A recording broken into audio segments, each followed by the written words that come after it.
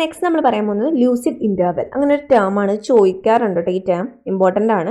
Lucid interval എന്ന് പറഞ്ഞു കഴിഞ്ഞാൽ ഇൻസെയിനിറ്റി, നമ്മൾ പറഞ്ഞു ഇൻസെയിൻ ആയിട്ടുള്ള ഒരാൾ അല്ലെങ്കിൽ മെൻ്റലി ഇല്ലാത്ത ഒരാളുടെ signs and symptoms completely disappear ആവുന്ന ഒരു ടൈം പീരീഡ്.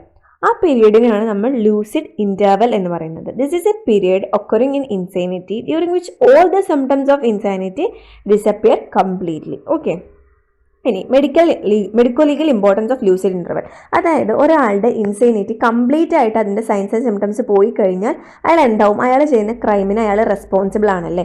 ആ സമയത്ത് അയാൾ ചെയ്യുന്ന എന്ത് ആക്റ്റും എന്താ നോർമലി അതായത് അയാൾ അബ്നോർമൽ അല്ല, അപ്പോൾ അയാൾ മെൻ്റലി സ്റ്റേബിൾ ആണ്. അപ്പോൾ അയാൾ അപ്പോൾ ചെയ്യുന്ന എല്ലാ കാര്യങ്ങളും അയാളുടെ സ്വബോധത്തിൽ അല്ലെങ്കിൽ സ്വന്തം അറിഞ്ഞുകൊണ്ട് ചെയ്യുന്ന കാര്യങ്ങളായിരിക്കും. ആ രീതിയിലാണ് നമ്മൾ അതിനെ മെഡിക്കോ ലീഗൽ ഇമ്പോർട്ടൻസ് പറയാൻ പോകുന്നത്. നോക്കിയേ, the person is responsible for all his acts performed during this period. Okay, ആ സമയത്ത് എന്ത് ചെയ്യുന്ന കാര്യങ്ങൾക്കും അയാൾ റെസ്പോൺസിബിൾ ആണ്. പക്ഷെ മെൻ്റലി ഇല്ലാകുമ്പോൾ അയാൾ റെസ്പോൺസിബിൾ അല്ലല്ലോ, അത് അയാളുടെ മെൻ്റൽ ഇൽനെസ് കൊണ്ട് ചെയ്യുന്നതാണെന്ന് നമുക്ക് പറയാം. പക്ഷേ ഈ കേസിൽ അതിന് അയാൾ റെസ്പോൺസിബിൾ ആയിരിക്കും എന്ത് ആക്റ്റിനും. The person can give valid evidence in a court of law. അതായത് മെൻ്റലി അല്ലാത്ത സ്റ്റേറ്റ് ആയതുകൊണ്ട് തന്നെ, ലൂസിഡ് ഇൻ്റർവെൽ ആയതുകൊണ്ട് തന്നെ കോർട്ടിൽ ചെന്ന് അയാൾക്ക് എന്ത് കാര്യം വേണമെങ്കിലും എവിഡൻസ് ആയിട്ട് പറയാം. അതായത് സാക്ഷിയായിട്ടോ അല്ലെങ്കിൽ എന്തെങ്കിലും തെളിവ് സബ്മിറ്റ് ചെയ്യണമെങ്കിലോ ഒക്കെ ചെയ്യാം. പക്ഷെ മെൻ്റലി ഈ സ്റ്റേജിൽ അത് പറ്റില്ല. Then dying declaration or dying deposition given in this period is valid. അതായത് ഒരാളുടെ മെൻ്റൽ ഇൽനെസ് മാറി ലൂസിഡ് ഇൻ്റർവെല്ലിൻ്റെ സ്റ്റേജ് ആണെന്നുണ്ടെങ്കിൽ അയാൾക്ക് ഡൈയിങ് ഡിക്ലറേഷനോ ഡൈയിങ് ഡിപ്പോസിഷനോ കൊടുക്കാം. അതായത് മരണമൊഴിയില്ലേ, അതൊക്കെ അയാൾക്ക് കൊടുക്കണോണ്ട് വാലിഡ് ആണ്. ആ മരണമൊഴി നമ്മൾ വാലിഡ് ആയിട്ട് എടുക്കും, കോർട്ടിൽ വാലിഡ് ആയിട്ട് എടുക്കും. പക്ഷെ മെൻ്റലി ഇല്ലായിട്ട് ഒരാളുടെ മരണമൊഴി നമ്മൾ വാലിഡ് ആയിട്ട് എടുക്കില്ല. The person can give valid will. Valid will എന്ന് പറഞ്ഞാൽ നമ്മൾ വിൽപത്രമൊക്കെ കൊടുക്കില്ലേ, ഇപ്പോൾ അടുത്ത തലമുറയ്ക്കോ അങ്ങനെയൊക്കെ വില്ല് കൊടുക്കുന്നത്, അതും വാലിഡ് ആയിട്ട് എടുക്കും. ഇനി next, test for determining criminal responsibility. അതിനാണ് മാക്നോട്ടൺ റൂൾ എന്ന് പറയുന്നത്. ഓക്കെ, മാക്നോട്ടൺ റൂൾ എന്ന് പറഞ്ഞു കഴിഞ്ഞാൽ അതിന് ലീഗൽ ടെസ്റ്റ് എന്ന് പറയും. അതായത് ഒരാൾ ക്രിമിനലി ഇത് ചെയ്യാൻ അയാളുടെ റെസ്പോൺസിബിലിറ്റി ആണോ അതെന്ന്. ഇപ്പം മെൻ്റലി ഇല്ലായിട്ടൊരാൾ ഒരു ക്രൈം ചെയ്ത് കഴിഞ്ഞാൽ അത് അയാളുടെ റെസ്പോൺസിബിലിറ്റിയിലുള്ള കാര്യമല്ല. അപ്പം നമ്മളത് ഇങ്ങനെ ഡിറ്റർമൈൻ ചെയ്യും, അയാൾ ഇന്ന ക്രൈമിന് റെസ്പോൺസിബിൾ ആണോ, ഇന്ന ആൾ അതിന് റെസ്പോൺസിബിൾ അല്ലേ. അതിന് വേണ്ടിയിട്ടാണ് നമ്മൾ മാക്നോട്ടൺ റൂൾ അല്ലെങ്കിൽ ലീഗൽ ടെസ്റ്റ് യൂസ് ചെയ്യുന്നത്. അതിൻ്റെ റൂൾ എന്താ, ആ റൂൾ എന്താ പറയുന്നത്, അതായത് ഇപ്പം രണ്ടാളുകൾ എടുക്കുക, ഒരാൾ ക്രിമിനലി റെസ്പോൺസിബിൾ ആണ്, അയാൾ ഒരു ക്രൈം ചെയ്തു, അതിന് അയാൾ റെസ്പോൺസിബിൾ ആണ്.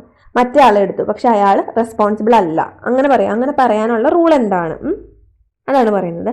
An accused person is not legally responsible if it is clearly proved that at the time of committing the crime he was suffering from such a defect of abnormality of mind that he did not know the nature and quality of act. അതായത് ഒരു crime നടക്കുന്ന സമയത്ത് അല്ലെങ്കിൽ crime ചെയ്ത സമയത്ത് ആ criminal എന്ന് പറയാൻ പറ്റില്ല, മെൻ്റലി ഇല്ലാണെങ്കിൽ നമുക്ക് ക്രിമിനൽ എന്ന് പറയാൻ പറ്റില്ല. ക്രൈം നടക്കുന്ന സമയത്ത് ആ ആൾ എന്തെങ്കിലും ഒരു അബ്നോർമാലിറ്റി അല്ലെങ്കിൽ എന്തെങ്കിലും ഒരു അബ്നോർമൽ ഡിഫക്റ്റ് സഫർ ചെയ്യുകയാണെങ്കിൽ, മൈൻഡിൻ്റെ അതായത് മെൻ്റലി ഒരു അബ്നോർമാലിറ്റി സഫർ ചെയ്യുന്നുണ്ടെങ്കിൽ, അതുപോലെ അയാൾ ചെയ്യുന്ന കാര്യത്തിൻ്റെ ഇമ്പോർട്ടൻസ് അല്ലെങ്കിൽ അതിൻ്റെ സിവിയറിറ്റി അയാൾക്ക് അറിയില്ലെങ്കിൽ, അതാണ് ക്വാളിറ്റി ഓഫ് ആക്ട് എന്ന് പറയുന്നത്. നേച്ചർ ആൻഡ് ക്വാളിറ്റി ഓഫ് ആക്ടിനെ പറ്റി അയാൾക്ക് ബോധ്യമില്ലെങ്കിൽ അയാൾ ആ ക്രൈമിന് റെസ്പോൺസിബിൾ അല്ല.